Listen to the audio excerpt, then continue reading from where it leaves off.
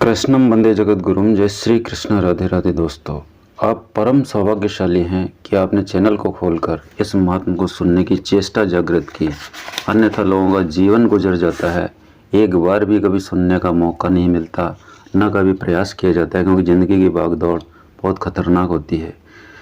तो इसी संदर्भ में कि भगवान नाम से आप लोग जुड़ें, इसी प्रयास को आगे बढ़ाते हुए मैं आपके सामने लेकर आया हूँ जीवन यात्रा के अनमोल रत्न में श्रीमद् भगवद गीता के 14वें अध्याय का महात्मा। तो आइए शुरुआत करते हैं। इससे पहले यदि आप पहली बार हैं तो आवश्यक रूप से सब्सक्राइब करेंगे, ऐसा मैं मानता हूँ, क्योंकि आप पर भगवान की असीम अनुकंपा हुई है। श्री महादेव जी कहते हैं, पार्वती, अब मैं भवबंधन से छुटकारा पाने के लिए साधनभूत 14वें अध्याय का महात्मा बतलाता हूँ, तुम ध्यान देकर सुनो। सिंगल द्वीप में विक्रम बेताल नामक एक राजा थे जो सिंह के समान पराक्रमी और कलाओं के भंडार थे। एक दिन वे शिकार खेलने के लिए उत्सुक होकर राजकुमार सहित 2 कुतियों को साथ लिए वन में गए। वहां पहुंचने पर उन्होंने तीव्र गति से भागते हुए खरगोश के पीछे अपनी कुतियां छोड़ दी। उस समय सब प्राणियों के देखते देखते खरगोश इस प्रकार भागने लगा मानो कहीं उड़ गया हो। दौड़ते दौड़ते बहुत थक जाने के कारण वह एक बड़ी खंदक गहरे गड्ढे में गिर पड़ा। गिरने पर भी कुतिया के हाथ नहीं आया और उस स्थान पर जा पहुंचा जहां वातावरण बहुत ही शांत था। वहां हरण निर्भय होकर सौर वृक्षों की छाया में बैठे रहते थे। बंदर भी अपने आप टूटकर गिरे हुए नारियल के फलों और पके हुए आमों से पूर्ण तृप्त रहते थे। वहाँ सिंह हाथी के बच्चों के साथ खेलते और सांप निडर होकर मोर की पंखों में घुस जाते थे। उस स्थान पर एक आश्रम के भीतर वत्स नामक मुनि रहते थे जो जितेंद्र एवं शांत भाव से निरंतर गीता के 14वें अध्याय का पाठ किया करते थे। आश्रम के पास ही वत्स मुनि के किसी शिष्य ने अपना पैर धोया था। ये भी 14वें अध्याय का पाठ करने वाले थे। उसके जल से वहाँ की मिट्टी गीली हो गई थी। खरगोश का जीवन कुछ शेष था। वह हाँफता हुआ आकर उसी कीचड़ में गिर पड़ा। उसके स्पर्श मात्र से ही खरगोश दिव्य विमान पर बैठकर स्वर्गलोक को चला गया। फिर कुतिया भी उसका पीछा करती हुई आई।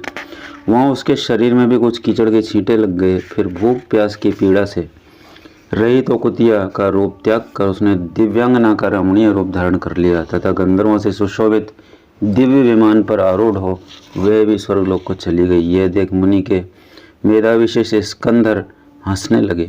उन दोनों के पूर्व जन्म के वैर का कारण सोचकर उन्हें बड़ा विस्मय हुआ। उस समय राजा के नेत्र भी आश्चर्य से चकित हो उठे। उन्होंने बड़ी भक्ति के साथ प्रणाम करके पूछा, विप्रवर, नीच योनि में पड़े हुए दोनों प्राणी कुतिया और खरगोश ज्ञानहीन होते हुए भी जो स्वर्ग में चले गए, इसका क्या कारण है? इसकी कथा सुनाइए। शिष्य ने कहा, भोपाल, इस वन में वत्स नामक ब्राह्मण रहते हैं। वे बड़े जितेंद्रिय महात्मा हैं। गीता के 14वें अध्याय का सदा जप किया करते हैं। मैं उन्हीं का शिष्य हूँ। मैंने भी ब्रह्म विद्या में विशेषज्ञता प्राप्त की है। गुरु जी की भांति मैं भी 14वें अध्याय का प्रतिदिन जप करता हूँ। मेरे पैर धोने के जल से लौटने के कारण यह खरगोश कुतिया के साथ ही स्वर्ग को प्राप्त हुआ है।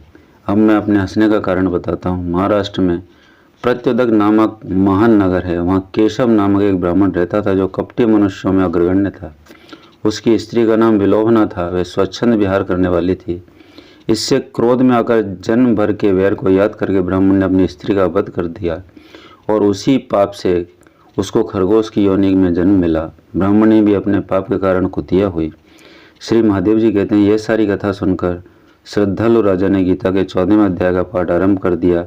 इससे उन्हें परम गति की प्राप्ति हुई। बोलो वासुदेव भगवान की जय। श्री कृष्ण गोविंद हरे मुरारे, हे नाथ नारायण वासुदेव।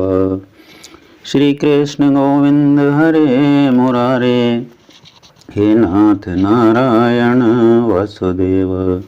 श्री कृष्ण गोविंद हरे मुरारे, हे नाथ नारायण वासुदेव। मित्रों, आपके पुण्योदय को मैं श्रद्धापूर्वक नमन करता हूँ कि आप यहाँ आकर इन वाक्यों को सुन रहे हैं। अगले वीडियो में बहुत जल्दी फिर मिलेंगे। नमस्कार।